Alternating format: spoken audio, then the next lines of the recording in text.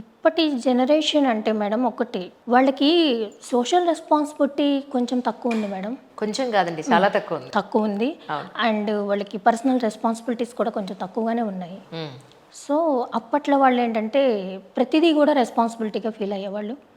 రెండోది ఇప్పుడు వాళ్ళకి ఈగో అనేది ఎక్కువగా ఉంది మేడం. చిన్న మాట అంటే తీసుకోలేకపోవడం కదండి. చిన్న చిన్న విషయాలకి సూసైడ్ దాకా వెళ్ళిపోవడం. ఈవెన్ తల్లిదండ్రులన్నా కూడా బేర్ చేసుకునే పరిస్థితి లేదు ఈ రోజు. లేదు. 80s కిడ్స్ 90s లో కూడా మేము స్కూల్స్ లో ఉన్నాం అప్పటికి. ఏది ఫస్ట్ క్లాస్ 5th క్లాస్ లోపు ఉన్నాం. అప్పుడు పేరెంట్స్ తిట్టినా కొట్టినా నేను ఈ మిస్టేక్ చేశాను, అమ్మ నన్ను కొట్టింది లేదా నాన్న నన్ను తిట్టారు అని చెప్పి ఒక భయంతోనో ఒక సెల్ఫ్ రెస్పెక్ట్ మానేసేవాళ్ళం ఆ పనులు. మళ్ళీ చేయకూడదు అనుకునేవాళ్ళం. ఇప్పుడేం జరుగుతుంది, మా అమ్మ తిట్టింది కాబట్టి నేను ఇంకా చేస్తా. ఈ సైకాలజీ నేను ఎక్కువ చూస్తున్నాను. ఇది ఎంతవరకు, అది ఎందువల్ల ఇలా మార్పు వచ్చిందంటారు మీ ఉద్దేశ ప్రకారం? అంటే అప్పట్లో ఉన్న ఉమ్మడి కుటుంబాల్లో మేడం ఏదైనా ఒకటి గొడవ జరిగింది అంటే డెఫినెట్గా అక్కడ షేర్ చేసుకోవడానికి నంబర్ ఆఫ్ పర్సన్స్ ఉండేవాళ్ళు. ఇప్పుడు వాళ్ళకి ఏమవుతుందంటే ఆ ప్రైవసీ పెరిగిపోవడం ఒకటి, ఆ అవసరానికి మించి పిల్లలకి పేరెంట్స్ ఇవ్వడం ఒకటి. ఎగ్జాక్ట్లీ. సో దానివల్ల వాళ్ళు ఏ చిన్నది జరిగినా వాళ్ళ కంఫర్ట్ జోన్లో ఉండడం వల్ల అది తీసుకోలేకపోతున్నారు. రెండోది ఆ పేరెంట్స్ కూడా తీసుకోవడం అనేది ఏంటి, మనం ఒక మాట అన్నప్పుడు ఎలా తీసుకోవాలనే దాని మీద కూడా వాళ్ళు ఫెయిల్ అవుతున్నారని నాకు అనిపిస్తుంది మేడం చాలా వరకు. నేను చూస్తుంది ఏంటంటేనండి, to be frank, as a women, as a mother, పొద్దు నుంచి సాయంత్రం దాకా పొద్దున్న ఇంట్లో నుంచి ఆఫీస్కి వచ్చేటప్పుడు ఇంటి పనులు, వంట పనులు, పిల్లలు, వీళ్ళ ఇంటికి సంబంధించిన అందరి హెల్త్ అండ్ వెల్త్ చూసుకుని అడుగు బయట పెట్టి ఇప్పుడు ఇలా ఛానల్కి వచ్చి ఇక్కడ షూట్స్ చేసుకుని మళ్ళీ సాయంత్రం మళ్ళీ ఇంట్లో పనులు చేసుకుని ఈ ఒక రొటీన్లో మనం ఎంతవరకు ఒక మనిషిని మనం పట్టించుకోగలుగుతాం? వీళ్ళు ఫోన్లో ఏం చేస్తున్నారు, బయట స్కూల్కి వెళ్తానన్నారు, కాలేజ్కి వెళ్తానన్నారు, నిజంగానే కాలేజ్కి వెళ్ళారా, బయట కాఫీ డేలో కూర్చుంటున్నారా, వీళ్ళ ఫ్రెండ్స్ అలాంటి వాళ్ళు, ఇవన్నీ చెక్ చేసుకోవడానికి చాలా మెంటల్ ప్రెషర్ అయిపోతుందండి. పేరెంట్స్ కూడా ప్రెషర్ ఉంటుంది, చాలా వర్కింగ్ ఉమెన్కి మెయిన్ ప్రెషర్ ఉంటుంది. 100%. అయితే నేను బాధపడుతుంది ఏంటంటే విమెన్ వర్క్ చేయడం అనేది ఇప్పుడు నేను పాజిటివ్గా తీసుకోవాలా నెగిటివ్గా తీసుకోవాలని అర్థం కాని పరిస్థితిలో ఉన్నాను నేను నిజంగా. Yes madam. కాకపోతే ఏంటంటే కొంత వయసు వచ్చే వరకు, అంటే ఇన్ మై ఒపీనియన్ మ్యామ్, కొంత వయసు వాళ్ళకి వచ్చే వరకు జాబ్ చేయకుండా ఉండడమే బెటర్ ఏమో అనిపిస్తుంది ఈ రోజుల్లో కదండి. ఎందుకంటే వాళ్ళని మనం గైడ్ చేసుకోవాలి ఒకటి. రెండోది వాళ్ళకి ఒక అవేర్నెస్ రావట్లేదు మేడం, ఇది తప్ప రైటా వాళ్ళు డిసైడ్ చేసుకోలేకపోతున్నారు. ఎగ్జాక్ట్లీ. దానికి తోడు ఈ పీర్ గ్రూప్స్ ఇన్ఫ్లుయెన్స్ ఒకటి.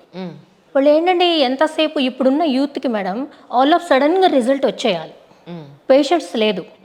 ఇప్పుడు ఒక విత్తనం పెడితేనే అది మనకి మొలకెత్తడానికి ఎంతో టైం తీసుకుంటుంది, కానీ ఇప్పుడు రిజల్ట్ ఎమ్మటే రాకపోతే వెంటనే వాళ్ళు డిప్రెషన్కి వెళ్ళిపోవడం, తర్వాత ఎవరితో షేర్ చేసుకోలేక ప్లాట్ఫామ్, పేరెంట్స్కి షేర్ చేసుకోవాలి అనే కనీస జ్ఞానం కూడా లేకపోవడం, ఫ్రెండ్స్తో షేర్ చేసుకుంటున్నారు. వీళ్ళ వయసు వాళ్ళే కదా మేడం. ఎగ్జాక్ట్లీ. వీళ్ళ ఏజ్కి తగ్గట్టుగానే వాళ్ళు ఆలోచిస్తారు, సేమ్ థాట్ ప్రాసెస్ ఉంటుంది. సో వాళ్ళు సరిగా గైడ్ చేయలేరు, వీళ్ళకి తోచిన నిర్ణయాలు వీళ్ళు తీసుకోవడం, ఇలా జరుగుతుంది. అండ్ మోర్ ఓవర్ ఇప్పుడు అప్పట్లో ఒక 30 ఏళ్ల క్రితం గవర్నమెంట్ స్కూల్స్, గవర్నమెంట్ కాలేజెస్ ఉండేవి, ఇప్పుడంతా ప్రైవేటీకరణ అయిపోయింది. వీళ్ళ ఏసీ క్లాస్ రూమ్లు, ఏసీ బస్సులు, అన్నింటికన్నా మించి వీళ్ళకి కష్టపడడం అనేది ఈ రోజులో 90% తెలియని పిల్లలు ఎక్కువ మంది ఉన్నారు. ఓకే, బిలో పావర్టీలో ఉన్నవాళ్ళు ఉన్నారు, పావర్టీలో ఉన్నవాళ్ళు ఉన్నారు, లోవర్ మిడిల్ వాళ్ళు ఉన్నారు, మిడిల్ క్లాస్ వాళ్ళు ఉన్నారు. వాళ్ళు కష్టపడినంతగా, వాళ్ళు జీవితాన్ని చూసినంతగా ఈ అప్పర్ క్లాస్ నుంచి క్లాస్ పిల్లలకు చూసిన జీవితాలు చాలా తక్కువనే చెప్పుకోవాలి మనం. అండ్ మోర్ ఓవర్ నేను కష్టపడ్డాను, మా పిల్లల కష్టపడకూడదు, నేను ఇంగ్లీష్ మీడియం చదువుకోలేకపోయాను, నా పిల్లలు ఇంగ్లీష్ మీడియం చదువుకోవాలి, లాంగ్వేజ్ పాయింట్ ఆఫ్ వ్యూలో, కెరీర్ పాయింట్ ఆఫ్ వ్యూలో వీళ్ళు ఒక స్థాయిలో నేను చూడాలి అని పెద్ద పెద్ద స్కూళ్ళల్లో వీళ్ళు పేరెంట్స్ జాయిన్ చేసినప్పుడు, వీళ్ళ స్తోమతకు మించి ఫీజులు పే చేసినప్పుడు ఈ పిల్లలు అక్కడ ఏం నేర్చుకుంటున్నారయ్యా అని అంటే, మా అమ్మ మా నాన్న ఇక్కడ కష్టపడి స్కూల్లో, ఇంత పెద్ద స్కూల్లో జాయిన్ చేశారు, నేను బాగా చదువుకోవాలి అనే పాయింట్ పక్కన పెట్టేసి అక్కడున్న ప్యాషన్లు, అక్కడున్న హై క్లాస్ అలవాట్లు, అక్కడున్న వాళ్ళ యాటిట్యూడ్స్ వీళ్ళు అడాప్ట్ చేసుకొని ఇక పీర్ ప్రెజర్ మొదలు.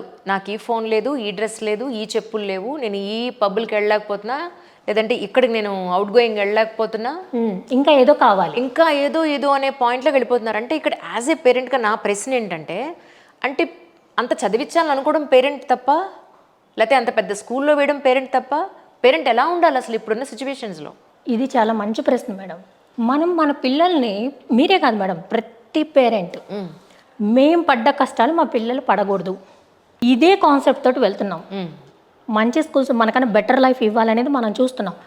బట్ ఏంటంటే మనం పడ్డ కష్టం ఏదైతే ఉందో ఈ కష్టాన్ని వాళ్ళకి తెలియ చెప్తూ పెంచడం అనేది ఇంపార్టెంట్. ఈరోజు నీకు ఇది ఇస్తున్నా, బట్ ఆ రోజుల్లో నాకు ఇది కూడా లేదు. నీకు ఈ రూపాయి ఇస్తున్నానంటే ఈ రూపాయి వెనక నా కష్టం ఎంత ఉంది. ఖచ్చితంగా ఏంటంటే వీళ్ళకి ఆ కష్టాన్ని చెప్తూ మనం పెంచాల్సిన అవసరం ఉంది మేడం. మనం ఏంటంటే మనం పడ్డది పిల్లలకి ఎందుకు చెప్పడం అని మనం తెలియచేయట్లేదు. లేదండి, ఇప్పుడు ఫర్ ఎగ్జాంపుల్ నా సంగతి నేను మాట్లాడతా. ఏ ఇంటర్వ్యూలో సరే ఫస్ట్ నా నుంచే మొదలు పెడతాను నేను. ఇన్ జనరల్ గా టాపిక్ మనం తీసుకున్నా నేను చూసిన ప్రపంచంలోంచే నా ప్రశ్న ఉంటుంది ఫస్ట్.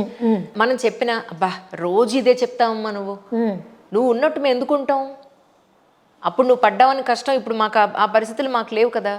ఇప్పుడు మా పేరెంట్స్ ఏమంటున్నారు, నువ్వు వాళ్ళకి అంతా కంఫర్ట్ ఇచ్చేసావు అందుకని వీళ్ళంతా ఇలాగే ఉన్నారు, తప్పు నీదే అని మా పేరెంట్స్ అంటారు. మనకి ఆ రోజుల్లో ఉన్నంత ఆలోచన, అంత అవేర్నెస్ మనం తల్లిదండ్రులను చూస్తూ పెరిగాం మేడం. ఇప్పుడు పిల్లలు పీర్ గ్రూప్స్ని చూస్తూ పెరుగుతున్నారు. ఈ సోషల్ ఫ్యాక్టర్స్ కానీ ఎన్విరాన్మెంటల్ ఫ్యాక్టర్స్ వాళ్ళని ఇన్ఫ్లుయెన్స్ చేస్తున్నాయి. మనకి అప్పుడు ఇన్ఫ్లుయెన్స్ చేసేవి కావు. అవును, ఇదొకటి మెయిన్ రీజన్. రెండోది మనకు అప్పుడు ఏవి అందుబాటులో లేవు. అవును, ఒకటి కొనుక్కోవాలంటే దానికోసం చాలా కష్టపడి దానికోసం ఒకటి దాచుకొని తీసుకుంటే ఆ ఆనందం వేరుండేది, దాని వాల్యూ కూడా వేరుండేది. కరెక్ట్. సో ఇప్పుడు పిల్లలకి అరచేతిలో ఉంటున్నాయి అన్ని. అవును, ఆ ఉండడం వల్ల కూడా వాళ్ళు దాని వాల్యూ తెలుసుకోలేకపోతున్నారని నాకు అనిపిస్తుంది మేడం.